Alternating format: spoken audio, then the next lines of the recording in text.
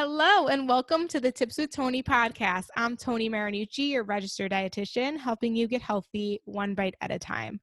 I have never been more excited to record a podcast episode.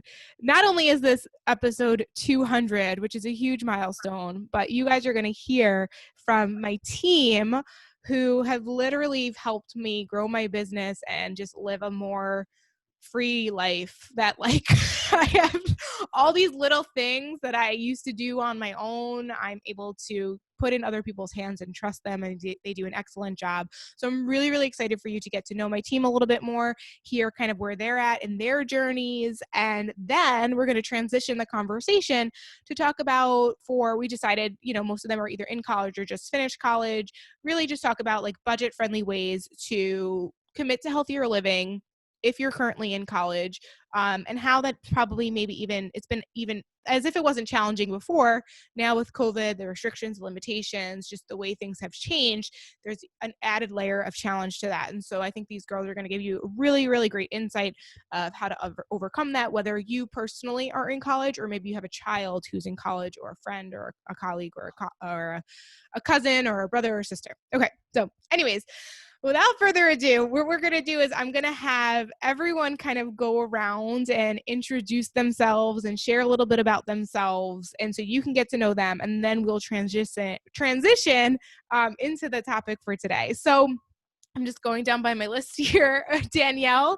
Danielle, I think people know you most just because you've been on the team the longest. You were my very first hire, and you started out as just helping me with some things, and now you've officially become my assistant, and I can't thank you enough. So Danielle, welcome to the podcast, and please introduce yourself and just let everybody know all about you.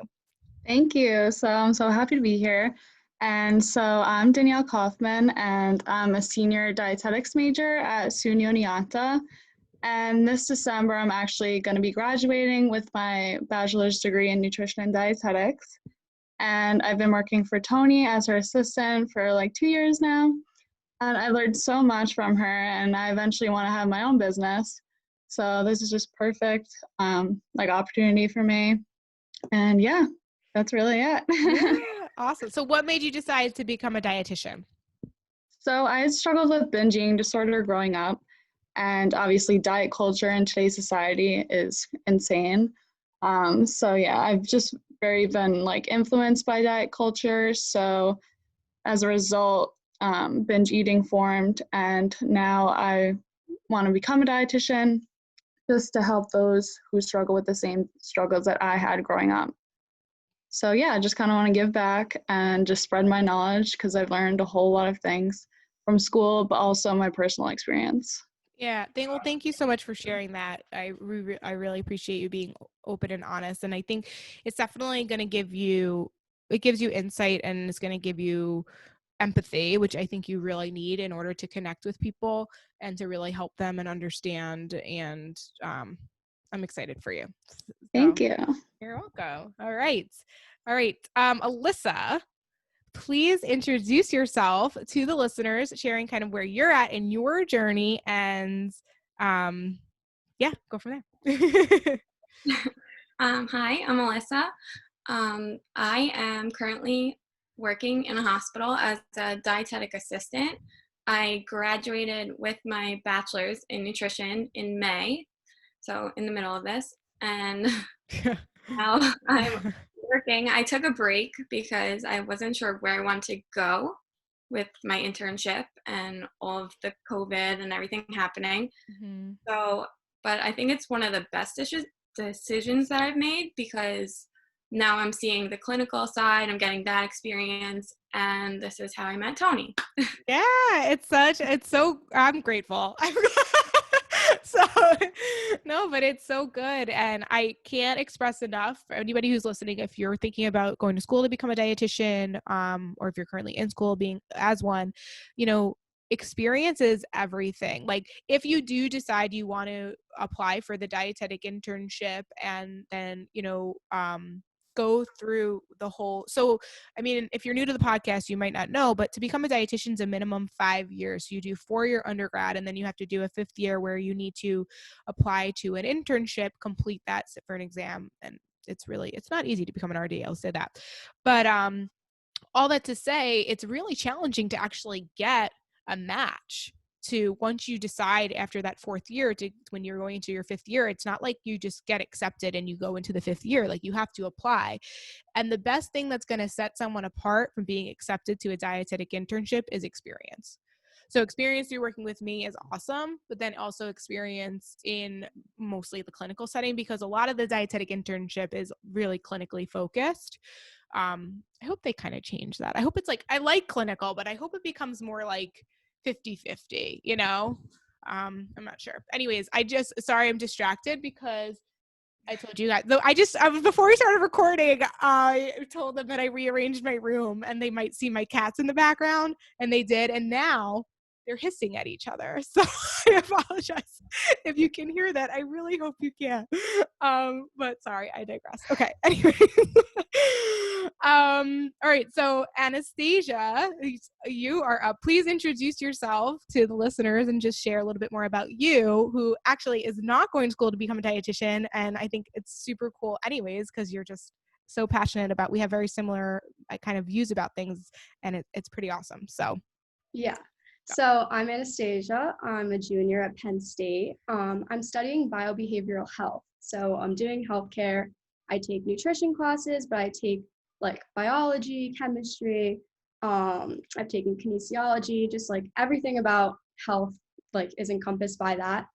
I love it. I don't necessarily want to be a dietitian. I'm looking into becoming a nurse practitioner, but I'm looking also to maybe do something with nutrition because I'm very passionate about it and I love it, and I just love all things health and wellness. So that's why I wanted to work with you in the first place. Yeah, no, that's so awesome. And as you were talking about that, I do want to ask from you if you're okay to share maybe what made you decide you wanted to go in that path. And then Alyssa, I meant to ask you that, so we'll go back to you. But so Anastasia, what made you decide to go in? What makes you so passionate about health and wellness? So for nutrition specifically, I was a competitive gymnast like all my life. I quit going into my junior year of high school, and then I started doing other sports. I'm still very passionate about like sports in general. I'm on the club gymnastics team here. Nice. And I work out a lot. So that stuff kind of made me gear because sorry, I'm like stumbling. No, you're good. Go for it. So growing up as a gymnast, I spoke to nutritionists a lot, and I just had like a focus on what I could do to make myself a better athlete in a very like natural way. So I started like looking at food in the way of how it can help me and benefit me by energy, like feeling my best and a better athlete. So that's kind of how I started getting into nutrition, because I started becoming almost, in a good and bad way, obsessed with food and all it could do for me. So I've had like very different experiences with that, and now I just love how it can help you and how like eating healthy, just like the amazing benefits that you can see from that. And then specifically becoming a nurse practitioner, I love health and wellness because of all that stuff, and I want to help people. So I was thinking of nutrition, but ultimately I do want to work in a practice that like have my own practice and help people as That's awesome. Yeah, nurse practitioners have a lot of they're awesome. They're so awesome. And I think having the knowledge of nutrition is helpful. Actually, this client who I'm not going to say her name, she's a huge fan of this podcast. I know she's listening right now. I worked with her. She's a nurse practitioner. Now she's going back to school to become an RD because she realized that it can only benefit her. So it's a really, really good coupling to have for sure. So I think you're on the right path. That's awesome. All right, Alyssa, back to you really quick. What made you decide to go to school to become a dietitian? Well, I didn't really know I was going to go to be a dietitian. I kind of was on a gym kick, working out, and realized like I've always been interested in eating healthy, and like you like feel better when you like do better. And I was like, maybe I could like learn some healthy tips and how to have the perfect diet. After all of my schooling, that's another thing. And now it's like extra important to like share that with other people who think like you have to be like all or nothing. And so yeah, it was kind of like an unhealthy, healthy obsession. And it's so interesting. I feel like we all, and I've expressed that as well. Like I make a joke about it in my TED talk. Like I wanted to learn how to lose weight, so I went to school to become a dietitian. Like it's kind of really what happens. I mean, it's not, but at the same time, it's funny because then we learn like it's not what we, with answers we thought we were going to get or not what we got, right? But it makes us better RDs. So that's actually a great segue, I think, going into our topic for today is like maybe some of those mistakes or misconceptions that I think in people in general, but let's specifically talk about like college students have when they think about, they're getting healthy or losing weight. Like what are kind of the most common things that you guys see in maybe your friends or just like in the media or in general, or maybe even things you've noticed about yourself that through the years that you've been able to change? So maybe Anastasia, if you want to start us off, like what are some of those misconceptions, or not even misconceptions, just mistakes you see college students making? So a big one is avoiding carbs or any like particular food. We'll go up to restaurants and people will be like, yeah, no, I can't eat any of this except for a salad with just lettuce and cucumbers. Like very like unobtainable goals, things that are not realistic at all, and also not good for you because you're limiting yourself to one food group of something that's not healthy. And I think people really think they're like, oh, if I just eat like lettuce, that's healthy. But it's so much more than that. It's about like a balanced diet. And I think a lot of people don't understand like what a balanced diet is and how to actually eat a balanced diet, especially in college. I know it's hard because of like money and time. It's hard to maybe like cook for yourself. It's hard to like get the money to buy healthy foods. And I know a lot of people just run for a quick fix if they're running to go do homework because everyone obviously has a lot of work. So you're running to the library, you're going to go get a nice coffee and maybe something from like McDonald's or like a slice of pizza, which is fine. But if it's becoming a consistent everyday thing, then there's no balance, there's nothing. So I think a big thing is balance. And a lot of people don't know how to balance, not just food, but a healthy lifestyle with like sleep, focusing on your working out. That's what I would say. Yeah, like it's a lot of things. Yeah, everything. So yeah, I think that one thing you said was really important that I just want to highlight is a lot of people think being healthy is about taking things away, but really being healthy is about what are you including and what are you adding in. And so if we're including whole foods and we're balancing our plate in a way, then we're probably going to be more satisfied and then less likely to feel like we need the other items, like, like you mentioned, like maybe like fast food or something. Not that that's bad, but it's really finding the balance. And I think that's like a really, really good point. What things have you noticed in yourself by incorporating a more balanced diet, incorporating all food groups, and really choosing like the healthier choices most often? What kind of changes have you noticed in yourself in regards to maybe your schoolwork?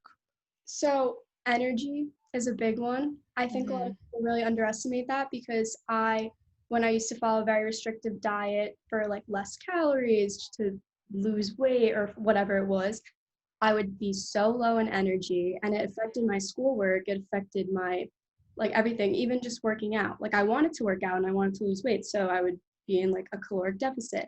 But then I had no energy to work out. I had no energy to focus on my assignments, no energy to stay up. Like it affected everything. So I feel like eating a well-balanced diet changes that tremendously, and people really underestimate that. And the power that food has to make you feel good. Even when you're sick, if you're eating healthy food, well-balanced food, you're going to feel better. And I think people don't understand that. Yeah, definitely. Those are good. What other misconceptions? Maybe for all the questions that we have, I thought we'll start with one and then we'll kind of go around. So does anybody else have anything to add of some maybe common things, the mistakes they see some college students make when it comes to their health and wellness? I think personally lack of sleep is just huge. I know you touched on that before, but it really does have a huge impact on your like success in school and like your test results and all that and your energy levels, like you said. But just that sleep is just so important. And I feel like most of us in college just don't recognize the importance of it. Mm-hmm. So just making it a point to get more hours of sleep can really affect your success in college. So I'm curious about that. Like, do you think it's just, believing that studying longer through the night is like gonna help you? Like, I think about that because, like, I remember in college for me, I was just always someone who like loved sleep. Like, I didn't think I knew myself. I knew that staying up longer and later just meant I wasn't going to retain anything. So what do you think is that mindset around like staying up longer? Is it the procrastination of not like getting things done sooner, and so like studying something is better than studying nothing? Or is it like this belief of like a badge of honor, because the more, if you stay up late, you pulled an all-nighter, that shows that like you're committed and that you care? Like, I'm curious, why do you feel like, what's the mindset behind skipping sleep to study longer? I think it's just often like a trendy thing to do. Like you and your friends will go to the library at like 8 p.m. and just stay there all night as long as it takes. Like Anastasia said, like 5 iced coffees, like throughout the Yeah. night. Like, I know like hours of the library, it closes so often, I think. But yeah, I don't know. I Yes. think just, Does like, it stay open? I feel like so Danielle, went to with COVID. It's so sad, but like you still go to Oneonta. You just don't physically, you're not there, but it's my alma mater. And I'm pretty sure that it closed at like 1 a.m. And I'm then pretty sure, yeah. during like finals week or something, I don't know if they ever changed that. And I remember, I feel like parts of me were like, I wish it would be open 24/7. And then the other parts of me were like, well, then it's really like conditioning people to like have poor sleep habits. And so poor, like, I was like, as the dietetics major, I'm like, well, yeah, no, that makes sense. But I feel like depending on the college you go to, some colleges have like 24-hour libraries and then others don't. Yeah, I think at SUNY Oneonta in particular, I think they do have limits of the library hours throughout the week, but definitely during like finals week, the hours are extended. If not, it's 24 hours. Yeah. So Yeah. yeah. Which, I mean, I guess that makes sense. But I think so. So that's actually a really good point. Like the camaraderie component of things, of like having, everybody goes to the library together. I mean, but then that probably throws in like, what do we, not just the iced coffees, but like, what are we snacking on? What are we eating? And so I think that's probably something else that we need to take a look at, is like, just because your friends are eating something doesn't mean you need to. And I think it's learning how to advocate for yourself and just being able to say no thank you, or like bringing your own foods or snacks, or like choosing how much of those foods you want to actually eat rather than just eating it because it's there. Like, I don't know, that seems like something that probably happens a lot more than it needs to, when it comes to maybe just like snacking while studying and stuff.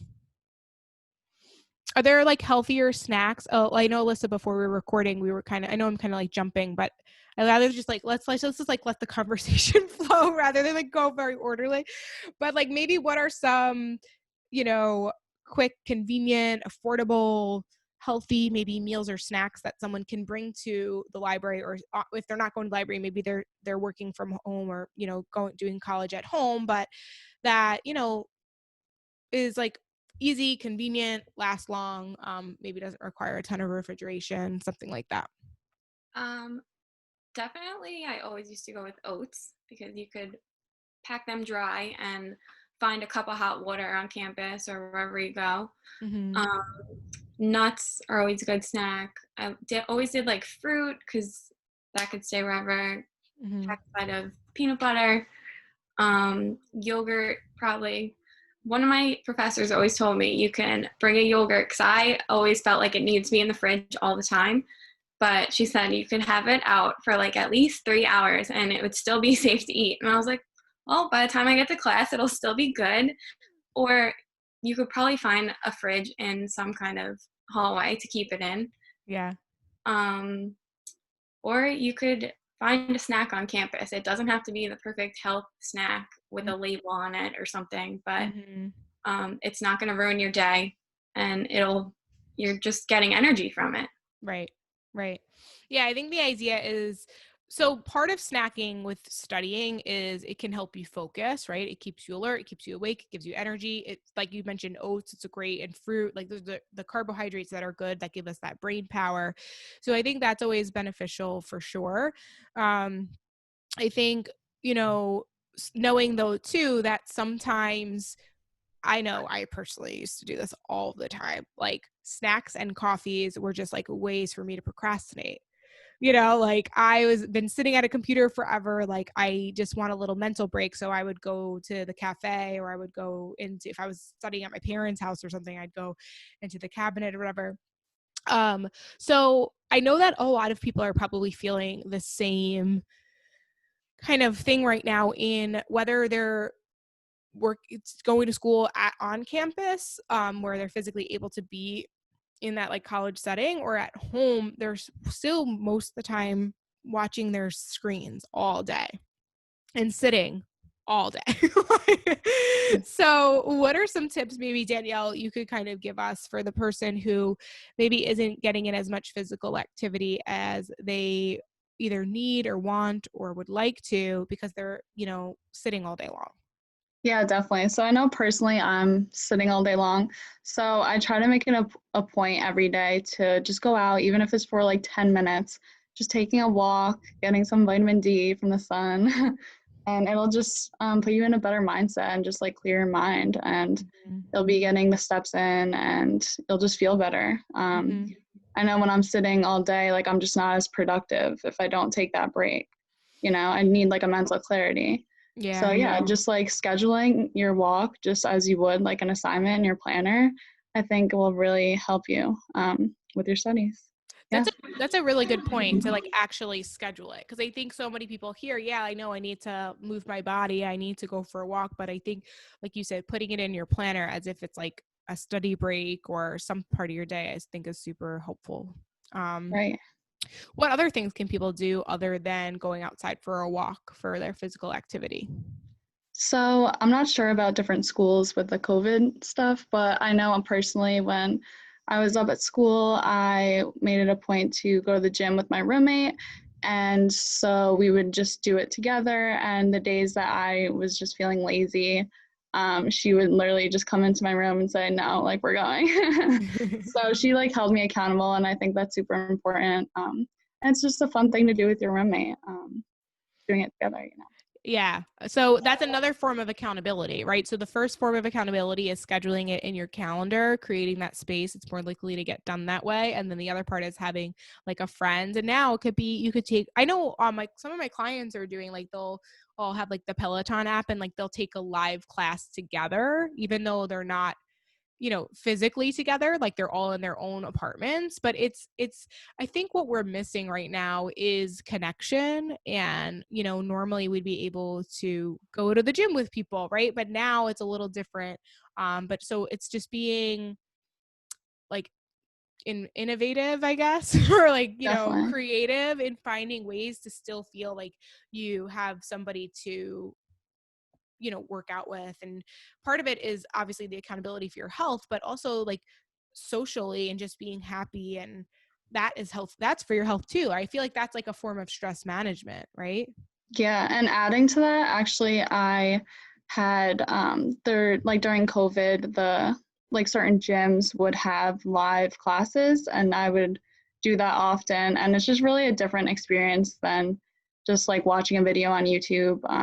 It's definitely that social aspect that we might be missing during this point in time. Yeah. So yeah, if your gym has live classes, I say to look it up. Yeah. It's just a more social experience, basically. Definitely. So I'm going to give you guys a curveball bit, because I just realized we didn't pre-plan or talk about this, but like we're talking about college, so we need to. And so if you're not 21, don't answer. But if you are 21, like what about alcohol? We didn't even talk about that. Like I just feel like that's also like a social thing that people do. And like what are some things that tips for someone when they know that they are going to go out drinking with their friends, or have even a night in and there's alcohol involved? Like what tips do you have? And so I don't think that we can ask Anastasia, because you're only a junior, right? So Yeah. Danielle, did you just turn 21? I'm 22. Okay, I thought so. Okay, and Alyssa, you're over 21, right? 28. You're 28. Okay, I had a feeling. I'm like, I know that she's older. I just don't want to ever assume anything, and I want to make it clear we do not promote underage drinking. Although I'm, whatever. I was in a sorority, so you guys already know that. I have to just say it. So anyways, I just called myself out on my own podcast. It's fine. Okay, so Danielle or Alyssa, what tips do you have for someone who is going to be drinking? And yeah, like whether it's the choice of the alcoholic beverages, the amounts, the things to do before, during, and after. Any tips?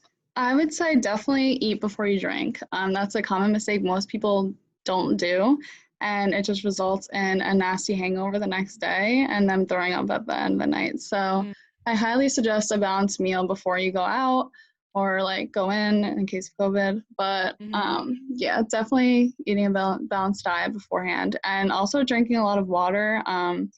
People often think that they just shouldn't drink water while they're drinking because the drink has water or something. But I think I think it's really great to drink water while you're drinking as well. Yeah, definitely, guys. Alcohol is severely dehydrating, like very dehydrating. So you always, and also too, it'll help you drink less because if you just drink water in between, and it'll, help you pace yourself, and definitely. So those are good tips. Alyssa, anything to add? Maybe eat while you're drinking or after. Don't be afraid that you're consuming all these calories, and you need to keep yourself. Right. Like it's okay. It's obviously, I mean, it's easier said than done when you're under the influence. So the idea doesn't mean that you're eating everything and anything, but it's also don't be afraid to eat something. Because chances are you'll probably wake up feeling a little bit better because you have something in your system, especially if you didn't eat before, right? Because those are long periods of time, if you're having a whole night out or something. So yeah, I think that's a great piece of advice for sure. I also think a huge thing too is that when people like say they're going out like tonight, they will restrict their calories all day and just limit their food so much. And that's just not a healthy thing to do ever. You should just try to balance out your meals throughout the day and just get your nutrients in and calories, because that's just not a good idea to do.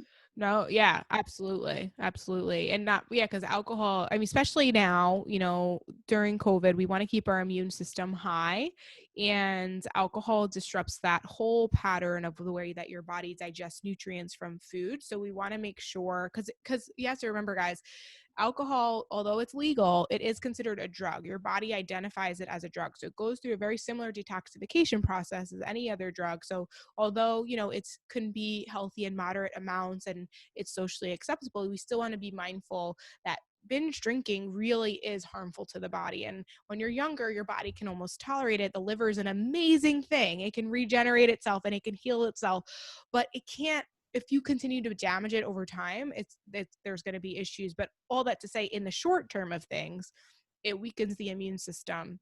And so we want to really make sure that you don't want to undereat, restrict, and not take in anything nutrient dense, then drink alcohol, which weakens the immune system. Then what ends up usually happening is because you restrict it all day, you overconsume on things that maybe aren't the best for you. And it's just like a really vicious cycle. You wake up super full, super hungover, you don't want to eat, so you restrict again. It's a very, very vicious cycle. So I think that was a really great point to definitely add, that whether you're drinking or not, if you're going to just do a restaurant, going out to dinner, and people do the same thing. If we want to focus on balanced, wholesome meals 3 times a day, let's hope, and regardless of like what kind of plans you have going on. So I think that's a really good tip. Definitely. Awesome. Okay. Any other maybe comments or tips or suggestions? Anything we didn't go over or cover that you think our listeners would benefit from hearing?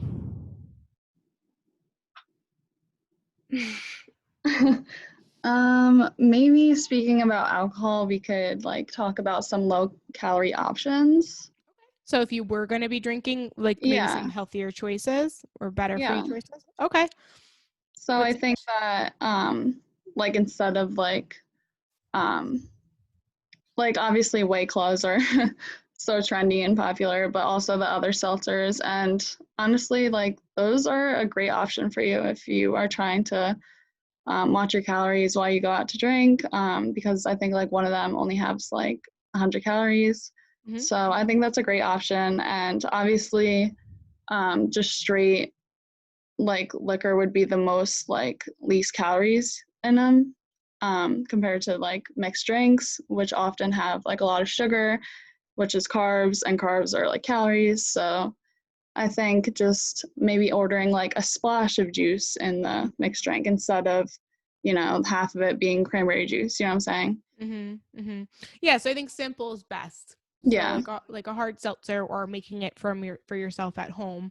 But just being mindful that you don't throw in, a ton of mixers and stuff. If you're going to be having more than one, right? If you're going to have one drink, and it's like, a sangria is a great example. You go to a Mexican restaurant with friends and you order yourself a sangria, like, yeah, there's like sweetener and sugars and stuff in there, but you're having that one drink and you're done with it. But when you're really going to be doing, be drinking 2 or 3 or 4 drinks in a night, it's really important that not only we want to be responsible, but we want to really make sure that, you're not going to feel good the next day. Right. Not just from the alcohol, but also with the sugar. It's just, it's a lot for your body to handle at one time. Right. Exactly. So that's a good point. Or light beers too. Yeah. Do that. Like dry wine more so than right. So like just wine. regular wine rather than like a sangria or something like Rieslings. They're so sweet, Rieslings. You guys, I don't know. I feel like that's too sweet for me. Like it's sweet, but I kind of like it sometimes. You like it? Yeah, I don't know. Okay. Anything else? I think one general thing would just be like stress and time management for everybody, like college or not. I know a lot of people, when you're stressed, it really hinders your ability to do anything, let alone eat healthy and take care of yourself. And so I think it's important to prioritize and to know how to manage your time and then how that affects your stress. And I think meal preps, like a lot of people underestimate meal prepping, doing that. Also, it can save you money, because if you're meal prepping, your food's not going to go to waste, because I know a lot of times I'll buy vegetables and think I'm being so healthy and I have all these vegetables, and then I end up eating only like half a bag. Mm-hmm. So if I meal prepped it though, obviously I would be eating it when I plan to, and nothing will be going to waste. And yeah, I think that stuff's really important. Yeah, no, that's really a really good point. And like you said, it's kind of cyclical, right? If you're not doing those things like making time to eat healthy, prepare your food, move your body, sleep, all that stuff, like, yes, you're going to feel stressed, but you said something really important, which is when we feel stressed, we don't feel like doing those things. So we have to really be mindful that doing those things actually help us feel less stressed. And so we might not feel like it, but the more you do it, the better you'll feel and the more you'll want to do it. So that's a really, really good point. Awesome. All right, guys. Well, this has been amazing. I hope that you guys, the listeners, have enjoyed it. I know that I definitely have. If you guys feel comfortable, maybe we can quickly just go around and share where people can find you and maybe connect with you. And then we'll kind of wrap it up. So, Danielle, why don't you go first? Yeah, so you can find me on Instagram. It's at bingefree.rd. So yeah, I post almost every day. So yeah, I have a bunch of great tips on there about binge eating in particular. So if you struggle with that, definitely head over, and there's a bunch of tips. Great. Thank you. All right. Alyssa? I also just recently made an Instagram page full of like recipes and quick meals, and I would love for you to follow it so I can grow my page and share more content that people want to learn about. It's actually called Limitless, like limit my name, LYSS nutrition. Love it. And yeah. So great. I'll put this all in the show notes so people can follow. And then Anastasia, you just made a page too. Yes, I did. So mine's Anastasia Health, ANASTASIA. My name's kind of long. So I just made that. Mine is more, obviously I'm not registered in anything yet, but I have taken classes and I know a lot just from personal experience. So mine is very geared towards what I eat and what I do in a day and what makes me feel good. And hopefully that can inspire others. So I would Yeah. like people to follow it. Awesome. So excited. Well, I hope people follow you. I know that they will. Thank you guys so much for being here. It's you guys are amazing. I'm so grateful for you, and I'm so grateful that people get to learn from you and hear from you and now follow and watch your journeys. That's mine started in college, so it's exciting to watch you guys blossom. So anyways, thank you guys for listening to the podcast. If you didn't already subscribe to the podcast, definitely hit that subscribe button. Maybe take a screenshot of this, share it on your story, tag me, tag Danielle, tag Alyssa, tag Anastasia. Let us know what you liked. If you're going to make a change, definitely let us know what this inspires you to do. All right, guys, that is it for me. As always, I'm Toni Marinucci, your registered dietitian, helping you get healthy one bite at a time.